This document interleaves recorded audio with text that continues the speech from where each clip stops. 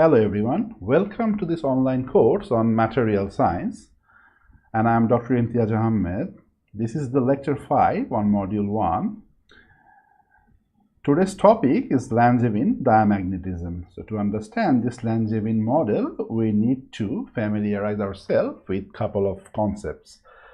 The first one is the relation between the orbital angular momentum and the magnetic dipole moment of an electron. Usually, the orbital angular momentum is denoted by the vector L, and the dipole moment, as we have seen before, is denoted by mu. So this relation that the mu is equal to gamma times L, where gamma is the electron's gyromagnetic ratio. And for electron, this gyromagnetic ratio is given by this quantity, which is minus the charge of electron, E, divided by twice the mass of the electron. Now, with this definition, we need to understand the time-dependent dynamics of a magnetic moment in a magnetic field. So, let us assume that along some direction pointing up, we have the magnetic field B, and we have some magnetic moment mu in this magnetic field. Due to the presence of this magnetic field B, the magnetic moment will start to precess around this magnetic field with a frequency which is known as the Larmor precision frequency. The subscript L is in the honor of the Larmor who invented these things. Is given by the magnitude of the gyromagnetic ratio times the strength of the magnetic field in magnitude. And if you put the value of the magnitude of the gamma here from this equation, then you have the final equation for the angular Larmor frequency given by EB by twice the mass of electron. So from this angular frequency, one can define a period for the Larmor precision, which is twice pi divided by the angular frequency omega L, and you can set the value of the omega L from this equation, and then the final expression for the period becomes 2 times 2 pi times the mass of the electron divided by the charge of the electron times the magnetic field. So these are the equations that we need to understand the Langevin model of diamagnetism. And before that, let me state an important theorem which will be useful to model the diamagnetism, is known as the Larmor theorem, right? And this theorem states, let me state the theorem first. It says in a magnetic field, the motion of the electrons around a central nucleus is, to the first order in B, the same as a possible motion in the absence of B, except for the superposition of the precessions of electrons with angular frequency omega L, and omega L is the Larmor frequency. So the take-home message from this theorem is that if you place an atom in a magnetic field, the electrons in that atom will start precessing around the nuclear axis, right? That's the take-home message. And with this theorem, now let us try to understand or dive into the Langevin model. The result that will come out of the Langevin model, let me sketch the final result first. It says that the susceptibility due to Langevin of a diamagnetic material is equal to minus, and then we have a ratio, right? In the ratio, we have different quantities, and we will kind of explain everything. But the first thing to note is that there is a minus sign. Because this is the diamagnetic modeling of the material, the susceptibility has to be negative.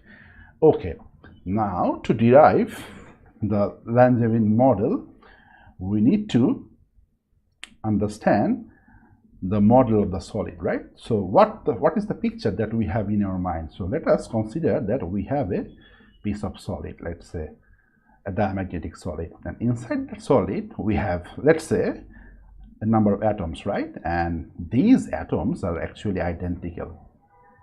Apology for my drawing, but assume that these are identical atoms inside the solid. So the first assumption is these atoms are identical, and the second crucial assumption is that these atoms are independent and not interacting with each other.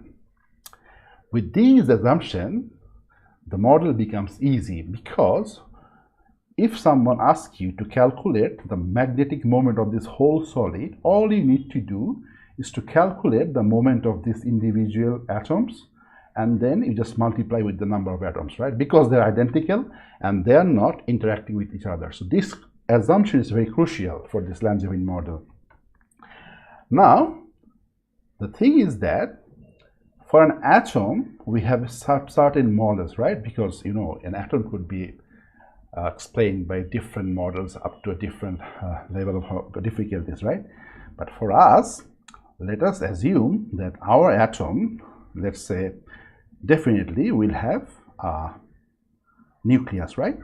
It's a heavy nucleus in the center, and then we will have different electrons around the nucleus. Now let me draw an axis through this nucleus, which is known as the nuclear axis, for example. And for convenience, let's say this is the direction of the z-axis. Now we have many electrons around this nucleus. I will draw them a bit later. First, note that if I put this nucleus with all the electrons in a magnetic field B, let's say there is a magnetic field somewhere, and then this magnetic field, according to the Larmor theorem, due to the presence of this magnetic field, all of the electrons, which I'm not drawing here for convenience, just think that there are many electrons around, they will start precessing around this nuclear axis, right? That's the theorem. And now let me draw, say for example, at this height, this fixed z, let me draw a path. For example, let's say from the nucleus there is a fixed height, we have a closed circular path where the blob of electrons, right? There are a number of electrons. There's a big blob of electrons are moving or precessing around this nuclear axis. That's our assumption, right? So this is a two-dimensional circular loop. And this plane is in the xy direction, right? The xy plane, because that's the perpendicular is the z-axis. So if somebody asks what is the radius or what is the area of this loop, you can say that, okay, it's like pi times whatever the radius of this path. So let us assume that the radius is rho, then the area of this loop is pi rho square. But we are not sure actually which of this radius the electron are moving, right? It could be, let's say, some other radius too, right? Because electron can move in different radius. So that's why usually when we define this area of this path, we use an average value of this radius square. So instead of this quantity, the area of this loop should be pi expectation value. This angular bracket means we are averaging. We need the average or mean value of this distance square for the loop area of the loop. And another important thing is that suppose the electron blob is somewhere here, the distance from the center of the nucleus, we also need the z value, right? And another assumption that usually people use, that the charge distribution inside an atom is like spherical. So you can imagine that it could be anywhere centering the nucleus. The electron could be here, they could be here. So they're kind of spherically symmetric around this nucleus, right? So this point could be anywhere on the sphere.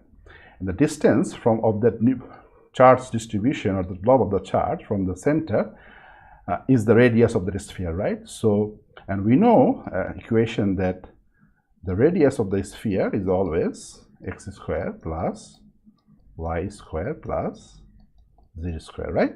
And I just told you that we really don't know exactly what x, y, z to take. That's why we always think about some sort of expectation value, right? So we take some angular average of this quantity like x square. plus we have y square, and then the average value of z square. Okay. Now the important point to remember is that for a spherical symmetric object, the x, y, z are interchangeable, right? It doesn't matter which one is symmetric everywhere. If you rotate your axis x, y, z, it doesn't matter. Think of a football, right? If you rotate a football, it's always a football. So as for a for a spherical symmetric object, x, y, z, these are equivalent axes, which means that these quantities, right, they are equal, right? It doesn't matter whether take expectation value of x square or y square or z square, because they are equal, right? So if all of them are equal, you can see r square, and you just put all of them, say x square, then you can understand that x square and y square, this quantity, right, is 2/3 of our radius of the sphere squared, right?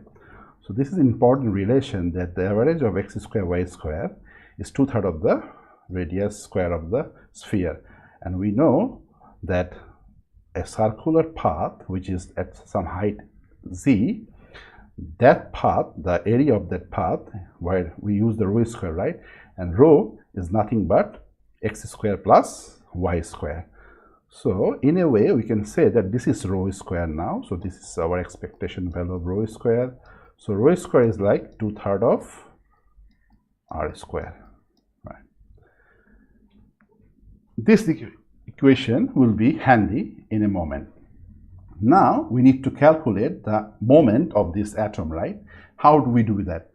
Let's assume that the electron blob or electron charge distribution is circulating around this nuclear axis at some height at some circular plane, right? So first thing to do is that we need to find out the current of this charge moving in a closed path, right, around the nuclear axis. So this is like the total charge, always time, the time, right?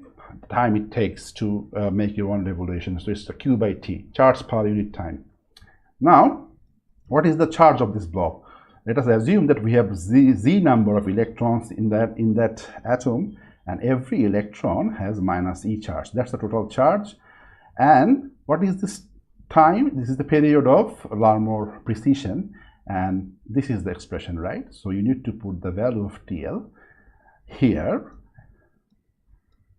and if you put the value of TL here, just simple manipulation will give you an expression. Let me write it here, minus z times E, and inside a bracket I will have 2 pi, and then I will have B, I will have electric charge divided by twice the mass of the electron. So this will be our expression for current. So we know the current, we know the area of this loop, so we know the moment, right? Moment of this single atom. Let's say this is a moment for the single atom, and we are interested in its magnitude. So it's always the current times the area. What is the area? Area is pi times the expected value of the path squared, right? And from this expression you can see it's 2/3 of r square, and also we have expression for I. So if you put the value of I from here to here, and this 2 pi will, this pi and this pi will be cancelled, and for the atomic magnetic moment we will have a relation which is like z times E, and inside the bracket there will be no pi here at this time. We will have EB by twice m, and then we will have 2/3 expectation value of the sphere radius square, right? So this is our central equation there, and just you can polish this equation a bit more. Then you will have an equation which is like z E square 6 me times the expected value of the distance squared. So this is the expression for the magnetic moment of a single atom, and we say the atoms are independent. So if somebody asks you what is the total moment of the solid containing n number of these atoms, then you just multiply this expression with n times the magnetic moment. We are considering the magnitude here only, so atom, the magnitude, right? So the total magnetic moment is like this, n times this quantity. And now we know that susceptibility is defined as the total amount of magnetic moment per unit volume, which is this quantity divided by the field strength, right, the B.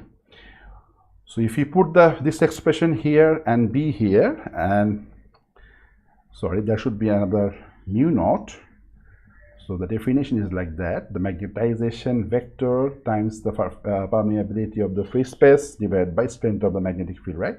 You can check in the second or third lecture. So the M is this quantity. It's the number of dipole moment per unit volume. So let's put everything, and we will reproduce the expression that we just saw in the previous page. So it is Z times N E squared mu naught divided by 6 ME, expected value of the distance square from the nucleus. So this is the Langevin model of diamagnetism. One thing to note is that we have this minus sign, as I mentioned before. So it grows up with the number of electrons. That makes sense, because more electrons, we have more charge, more moment. It grows up also with, it scales linearly with the number of atoms. So we have more atoms, more magnetic moment. And the question is how to calculate this expected value of R square. So we need some sort of, to calculate averages, you need some probability distribution of the charges. And we will discuss these things in later lectures, where you can see that even these expectation values are calculatable using quantum mechanical method for diamagnetism. These things will come up in the later lectures. Okay, so I think that's about it. In the next lectures, I will continue discussing diamagnetism, but this is like a classical model, right? The next goal is to understand how to model this diamagnetic behavior of atomic diamagnetism, right? Because here what we did is kind of, we understand what atomic diamagnetism is, and then we just multiply number of atoms, because we say atoms are independent and all simplified assumptions, right? So we will try to do the same thing. We need to understand the atomic diamagnetism in quantum mechanical language, right? So that's our next goal. But before that, we need to introduce many concepts that will be useful to understand those models, right? So I think that's about it. And for this model, along with the book that I was always referring to, this is the one you should read. I think it's chapter 5, very standard book in solid-state physics by Charles Kittel from Wiley. Okay, I think that's about it, and thanks for listening.